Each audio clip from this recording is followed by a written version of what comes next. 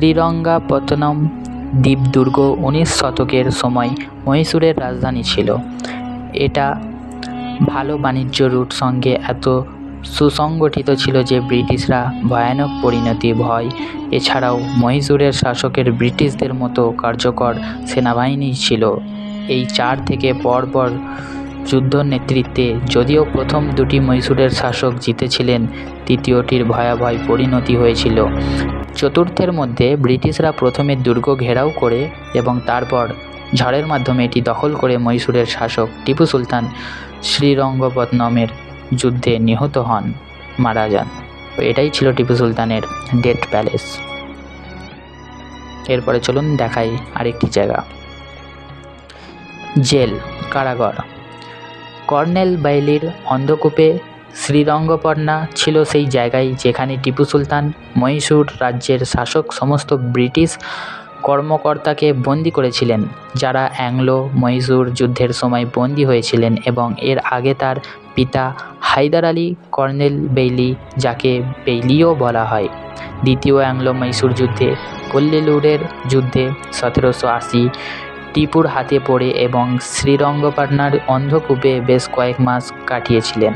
Colonel William Bailey একমাত্র British officer যিনি 1782 সালে সেই জায়গায় মারা যান।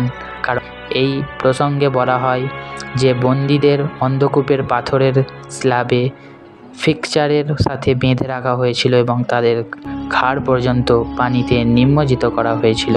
এই হলো এই জেল বা কারাগারের ইতিহাস। চলুন এরপরে আপনাদেরকে দেখাবো মসজিদ। শ্রীরঙ্গপট্টনা দুর্গটি নির্মিত হয়েছিল বলে বিশ্বাস করা হয়। তিಮ್ಮন্ননা নায়ক একজন শাসক বিজয়নগর সাম্রাজ্য 1454 খ্রিস্টাব্দে দুর্গটি 1495 সালে ওয়াডেয়ারদের দ্বারা দখল করা হয়েছিল। এরপরে আরেকটির নবাব পেশোয়া এবং মারাঠারা।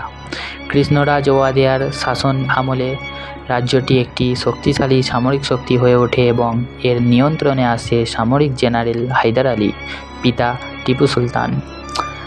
1782 সময় টিপু সুলতান হায়দার আলী পুত্র দুর্গ রাজত্ব এবং দুর্গ নির্মিত টিপু ব্রিটিশ বাহিনী দ্বারা অনেকবার আক্রমণ করা হয়েছিল। টিপু সুলতান 1786 থেকে 1787 সালে মসজিদটি নির্মাণ করেছিলেন তার প্রাসাদের কাছে।